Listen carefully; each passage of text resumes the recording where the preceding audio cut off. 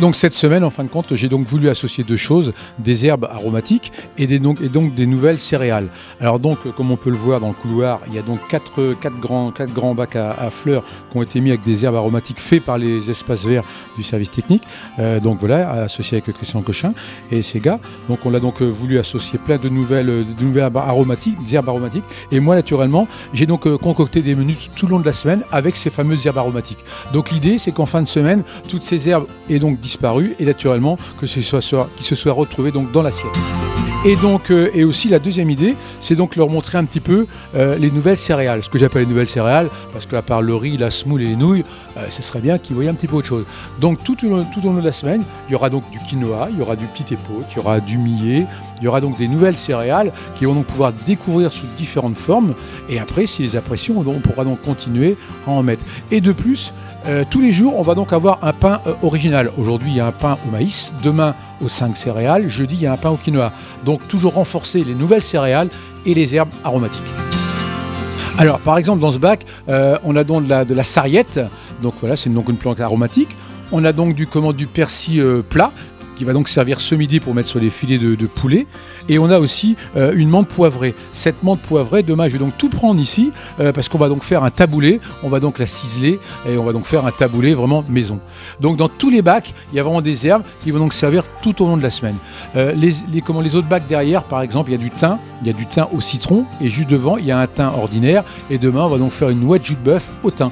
Alors moi j'ai donc Estelle Bertin qui est donc la médiatrice qui est donc là tout au long de l'année, qui va donc faire passer chaque école par petits groupes et leur montrer un petit peu ces herbes et même éventuellement leur faire goûter, parce que c'est vrai que quand on prend un petit bout de menthe poivrée et qu'on met ça à la bouche, on voit bien le goût que ça, c'est extraordinaire. Quand ils iront dans un jardin quelconque chez leurs grands-parents, leurs parents ou même un jardin, ils diront tiens, ça je l'ai vu au restaurant scolaire et j'y ai même goûté, et ça a pu permettre de faire par exemple jeudi le fameux rôti de porc au romarin. On va donc mettre le romarin qu'on va donc mettre dans le déglaçage de cuisson des rôtis. Le goût va donc donner dans la sauce un petit goût de romarin naturellement, et ça va être franchement superbe, quoi. Et c'est vraiment que du naturel. Et ça ne coûte rien, c'est ce qu'il faut se dire en plus.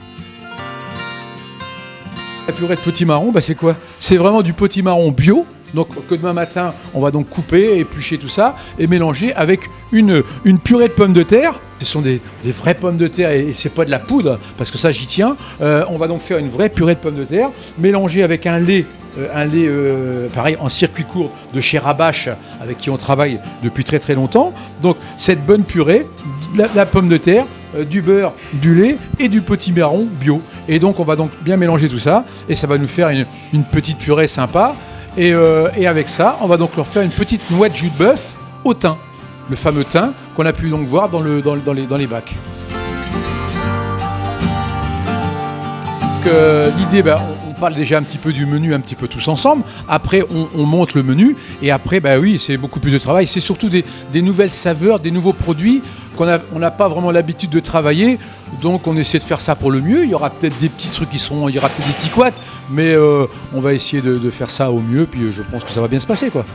On essaie qu'il n'y ait pas trop de routine, il y a obligatoirement de la routine, mais justement la semaine du goût, c'est pour faire découvrir autre chose, et aussi par rapport à l'équipe de travail, de leur changer un petit peu de l'ordinaire, du poulet ou du sauté de porc, ou voilà, quoi.